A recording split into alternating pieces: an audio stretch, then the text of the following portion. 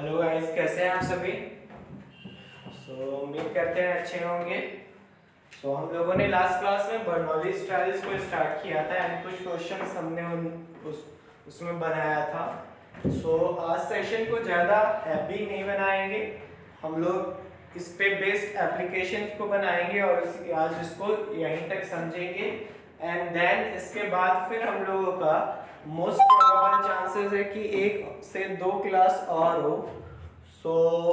उसके बाद प्रोबेबिलिटी खत्म हो जाएगा एंड देन आप इस वीक को लेके चल सकते हो कि इस वीक में कहीं ना कहीं हमारा सारा प्रोबेबिलिटी का चैप्टर कंप्लीट हो जाना चाहिए।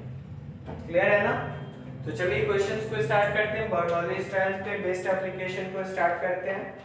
तो देखिए क्वेश्चन नंबर हम लोग पहुंचे थे क्वेश्चन नंबर 2 में। अभी नेक्स्ट है क्वेश्चन नंबर 3 जो कि एग्जामिनेशन में आपका पूछा गया है। 2008 में पूछा गया है एंड 2012 में पूछा गया है। देखिए क्वेश्चन क्या बोला जा रहा है। तो सबसे पहले हम लोग फॉर्मूला लिखते हैं। फॉर्मूला क्या था, Px is equal to R is equal to NCR into P का पावर R into Q का पावर N माइनस R। तो ये फॉर्मूला था हम लोगों का। अब क्वेश्चन क्या बोल रहा है, थर्ड नंबर देखिए। A coin is tossed 3 times. What is the probability of getting all the heads in 3 tossing?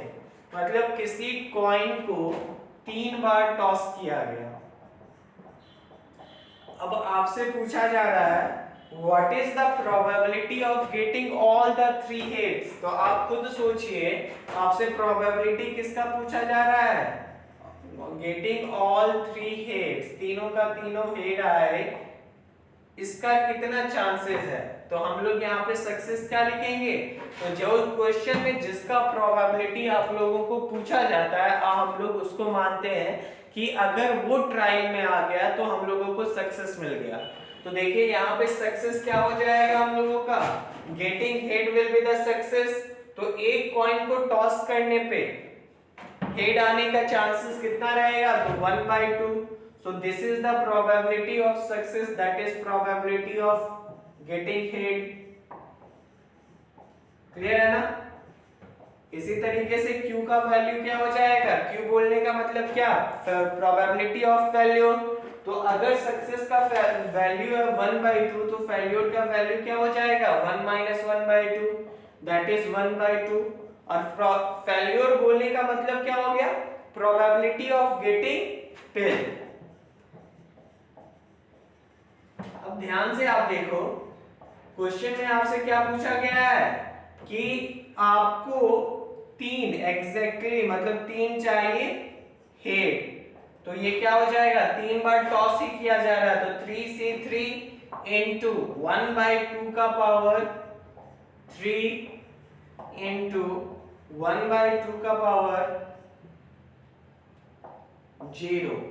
अब आप इसको सॉल्व करेंगे तो ये क्या हो जाएगा, 3C3 into 1/2 का पावर 3। तो ये हमारा आंसर हो जाएगा।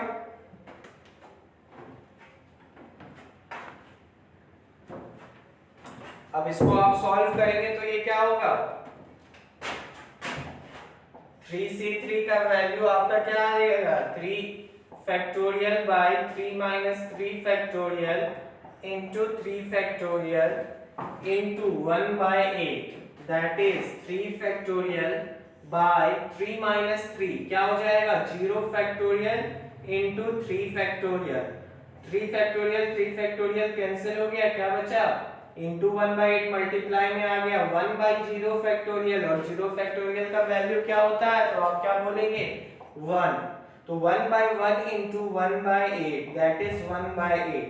तो ये क्या है, this is the probability of getting all 3 head. और आप खुद प्रैक्टिकली सोचो, आप 3 टॉस वाले को तो लिख सकते हो सैंपल स्पेस, 3 बार टॉस किया जा रहा है मतलब सैंपल स्पेस कितना होगा, 2 का पावर 3 दैट इज 8। तो मैंने आपको बताया था कि 8 को आप लिख सकते हैं।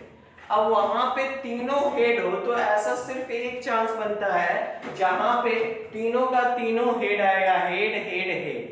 तो प्रोबेबिलिटी क्या हो जाएगा, 1/8। क्लियर है ना। आई होप आप समझ पाए होंगे। तो ये आपका क्वेश्चन एग्जामिनेशन में पूछा गया है और 2 बार पूछा गया, 2008 में भी और 2012 में भी। हालांकि आसपास में ये नहीं पूछा गया है। तो चलिए नेक्स्ट क्वेश्चन पे हम लोग मूव ऑन करते हैं।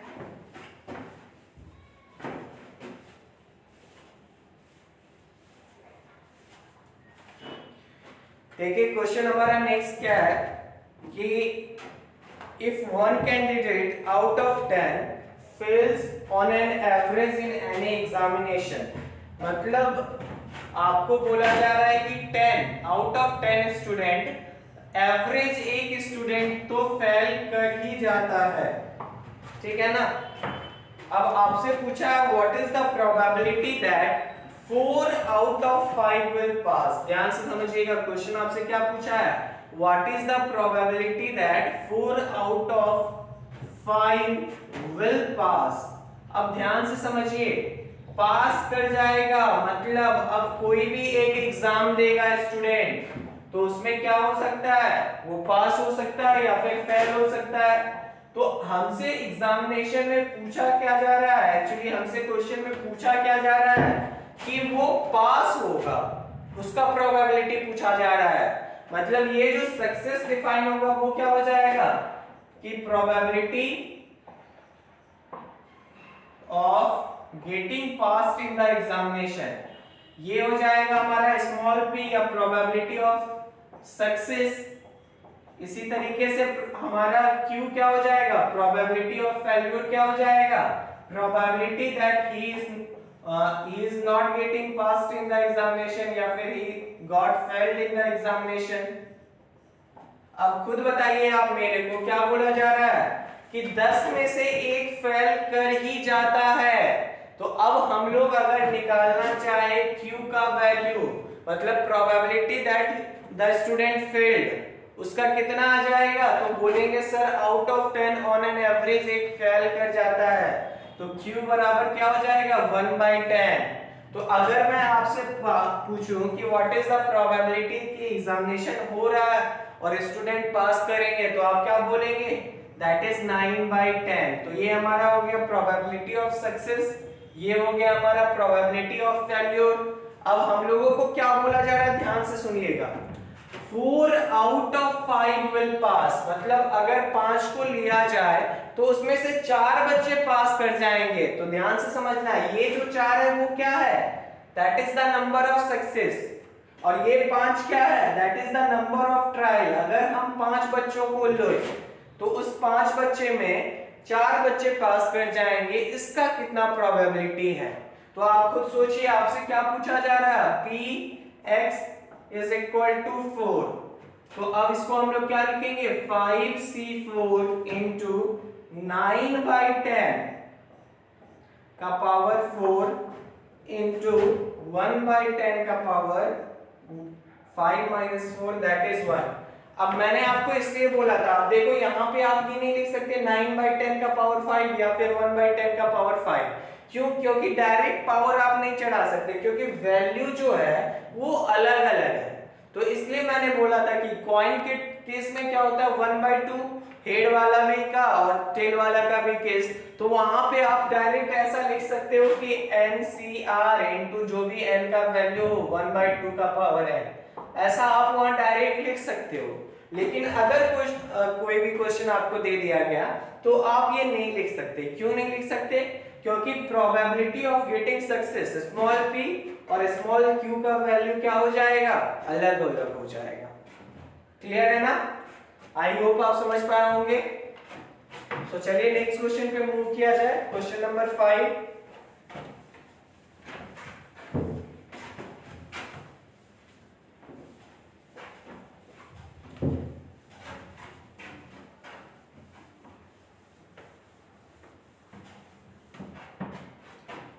देखिए क्वेश्चन नंबर 5 क्या बोला जा रहा है, the chances of reaching safely at harbour is 1/5। Harbour बोलते हैं जो जहाज जहां पे पहुंचता है, लैंडिंग कर मतलब आता है लास्ट में, उसको हार्बर बोला जाता है।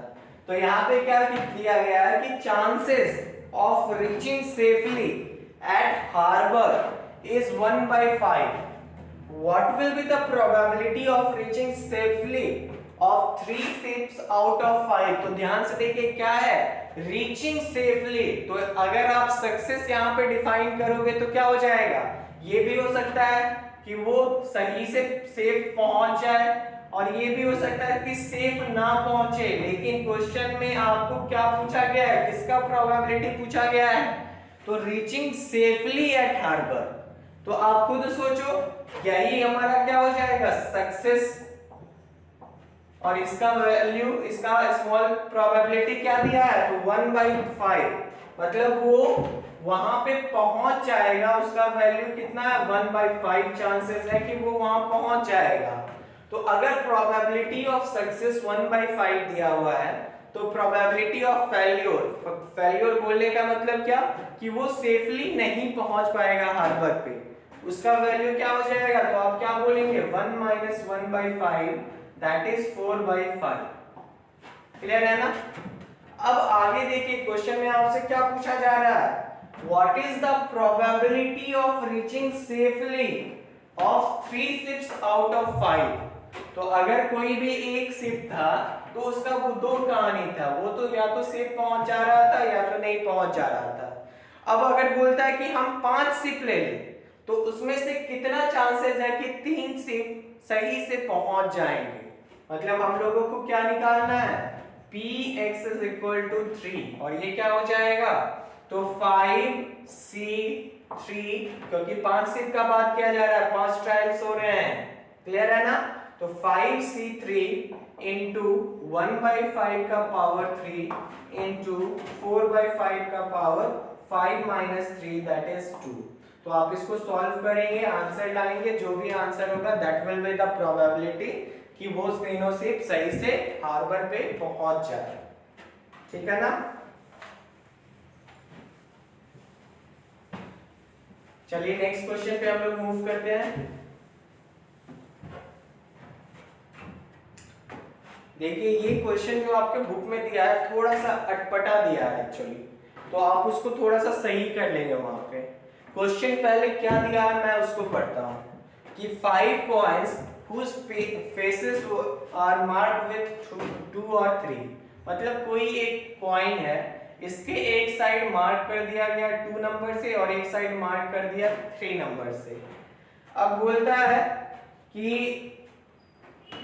What is the chance of obtaining a total of 12? ये क्वेश्चन आपका बुक में दिया हुआ है, लेकिन अब आप क्वेश्चन लिख लेंगे, इसको सही से लिख लेंगे, जो होना चाहिए एक्चुअली कि what is the chances of obtaining 2 out of 2 times, मतलब 2 आए 2 बार, इसका कितना चांसेस है, ये आपसे पूछा जा रहा है।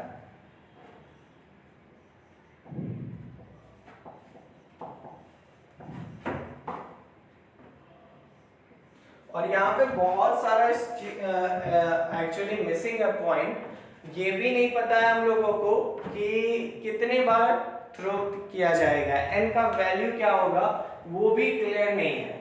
तो हम लोग एन इंस्टेंट ले लेते हैं कि 5 बार थ्रो किया जाएगा।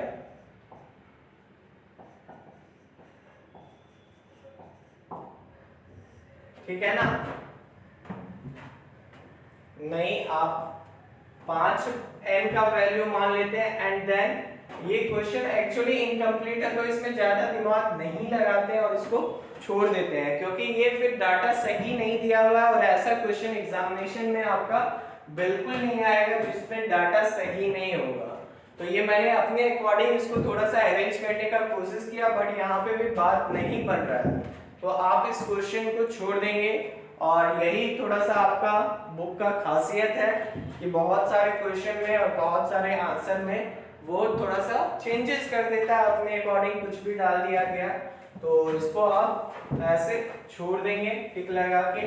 अगर मेरे को कुछ नया पैटर्न इसमें पता चला कि कुछ किसी और एंगल से ये सॉल्व हो पाए, वहाँ पे कुछ हम लोग एज्यूम करके बना पाए, तो देन हम लोग बाद में इसको डिस्कस कर लेंगे। ठीक है ना। चलिए नेक्स्ट क्वेश्चन पे मूव करते हैं। अभी क्वेश्चन नंबर 7 देखिए, क्वेश्चन नंबर 7 में क्या बोला जा रहा है कि a coin is tossed thrice, what is the probability of getting all the heads and 2 heads in 3 tossing? फिर वही बात बोल दिया गया, all the heads आए, 2 heads in 3 tossing। तो अब all the heads तो हमने अभी कुछ देर पहले ही बनाया था, 2 heads in 3 tossing। तो all the head वाला आप उसको एक बार बना लेंगे और जो 2 heads in 3 tossing वाला है उसको हम लोग देख लेते हैं। तो यहाँ पे हेड आने का बात हो रहा है तो क्या हो जाएगा, probability of getting head will be the success. तो p का वैल्यू, स्मॉल p का वैल्यू क्या हो जाएगा, तो आप क्या बोलेंगे 1/2।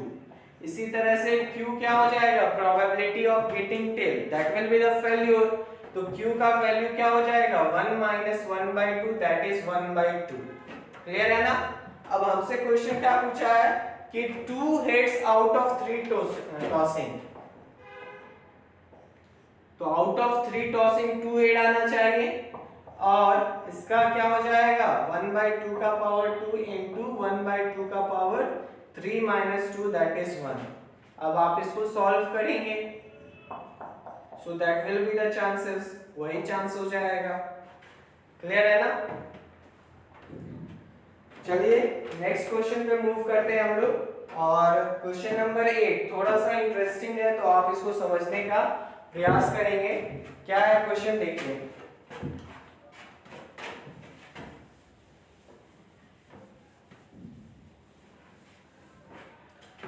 आपका क्वेश्चन दिया हुआ है कि 5 marbles are drawn with replacement from an urn that contain 4 white, 4 green and 12 black marbles. What is the probability of drawing exactly 3 marbles that are not white? ध्यान से सुनना है, किसका probability पूछा जा रहा है, probability of drawing exactly 3 marbles that are not white, जो कि white नहीं है। अब आप मेरे को बताइए कि white नहीं, यहाँ पे सक्सेस जो होगा वो क्या हो जाएगा, P क्या हो जाएगा, marbles not white। यही हमारा, अगर ये आ गया कि जो व्हाइट मार्बल नहीं है तो हम लोग बोलेंगे सक्सेस मिल जाएगा। तो व्हाइट मार्बल नहीं आए, इसका कितना प्रोबेबिलिटी है, तो आप ध्यान से देखिए, फेल्यूर क्या हो जाएगा, तो व्हाइट मार्बल आ जाए, यही हमारा फेल्यूर हो जाएगा। तो व्हाइट मार्बल आ जाए उसका हम लोग प्रोबेबिलिटी निकाल लेते हैं। तो व्हाइट मार्बल आने का प्रोबेबिलिटी क्या हो जाएगा, 4/4 + 4 8, 8 + 12 20, दैट इज 1/5। तो अगर हम लोगों का प्रोबेबिलिटी ऑफ फेल्यूर निकला है 1/5, तो प्रोबेबिलिटी ऑफ सक्सेस क्या आ जाएगा, 1 - 1/5, दैट इज 4/5। क्लियर है ना। अब क्वेश्चन में आपसे क्या पूछा जा रहा है कि 5 मार्बल्स को ड्रॉन किया जा रहा है, मतलब ये टोटल है, इसमें से 5 मार्बल्स निकाला जा रहा है। और ये यहाँ पे अगर आप ट्रायल्स की बात करोगे तो ट्रायल्स कितने होंगे, तो आप देखिए ध्यान से, 5 ट्रायल्स होंगे, मतलब हर एक ट्रायल में एक मार्बल को निकाला जा रहा है। और ये जो मार्बल निकाला जाएगा दैट में भी, उसको 2 ही टर्म्स में हम डिफाइन करेंगे, या तो व्हाइट होगा या तो व्हाइट नहीं होगा। अगर व्हाइट नहीं होगा तो हम बोलेंगे भाई साहब सक्सेस वाली बात हो गई, क्योंकि मेरे को व्हाइट मार्बल नहीं चाहिए। अगर व्हाइट हो गया तो हम क्या बोलेंगे कि हाँ भाई साहब ये तो गलत हो गया, ये तो फेल्यूर वाला बात हो गया।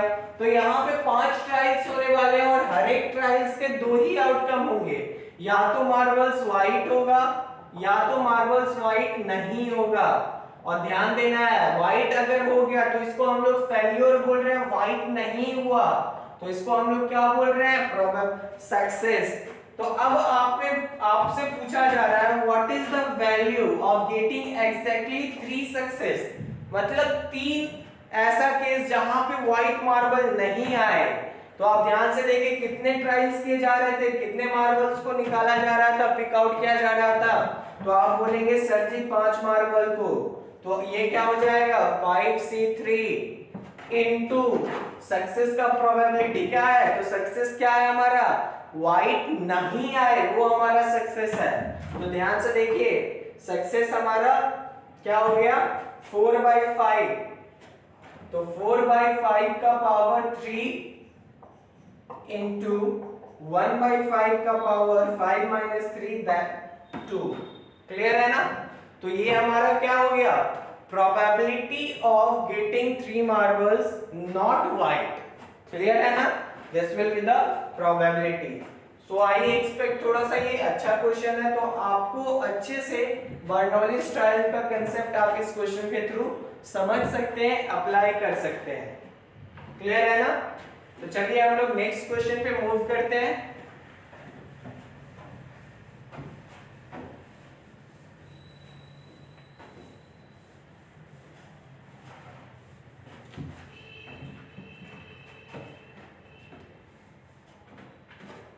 देखिए हमारा नेक्स्ट क्वेश्चन क्या है, ये हो गया क्वेश्चन नंबर 8। क्वेश्चन नंबर 9 क्या है, state what is the probability of getting exactly 2 hits in 7 tosses of fair coin। मतलब किसी कॉइन को 7 बार टॉस किया जा रहा है और उसमें से एग्जैक्टली 2 हिट्स कितने में आएंगे वो आपसे पूछा जा रहा है। तो आप खुद बता सकते हो आपसे किसका प्रोबेबिलिटी पूछा जा रहा है, probability of getting exactly 2 hits. तो हिट्स पे आपको ध्यान देना है। तो यहाँ पे ओवरऑल 7 में से आप 7 ट्रायल किए जा रहे हैं, n का वैल्यू 7 हो गया। अब प्रोबेबिलिटी ऑफ गेटिंग हेड वही हमारा सक्सेस हो जाएगा। तो एक ट्रायल में आप खुद सोचो हेड आने का कितना चांसेस होगा, 1/2। इसी तरीके से फेल्योर टेल आने का कितना चांसेस होगा, तो 1/2। अब आप इसको पुट कर दें फॉर्मूले में, तो ये क्या हो जाएगा, 7c2 इंटू 1/2 का पावर 2 इंटू 1/2 का पावर 5। अब इसको आप सॉल्व करेंगे, 7c2 इंटू 1/2 का पावर 5। और ये क्या है, ये हमारा है प्रोबेबिलिटी ऑफ गेटिंग सक्सेस, और ये क्या है, probability of getting failure. Clear है ना? तो जब भी एग्जैक्टली आ जाए तो आप ऐसे इक्वल टू यहां लिख सकते हैं, x इज इक्वल टू 2, क्योंकि उसी का बात किया जा रहा है। क्लियर है? सो आई होप आप समझ पाए होंगे। तो अभी तक अगर आप ओवरऑल देखो तो हमारा जो पोर्शन है, बेसिकली आज जो डे है वो है हमारा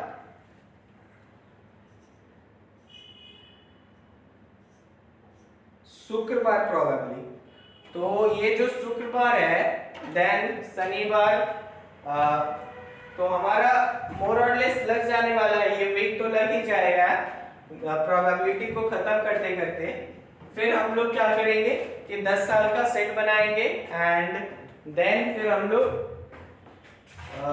2 से 3 दिन हमारे के पास है इस वीक में, तो हो जाएगा। नेक्स्ट वीक आते आते बुधवार से आप एक्सपेक्ट कर सकते हैं कि न्यू क्वेश्चन हम लोग कोई चैप्टर न्यू स्टार्ट करेंगे एंड मोस्ट प्रोबेबली हम लोग परमुटेशन एंड कम्युटेशन स्टार्ट करेंगे। क्लियर है ना?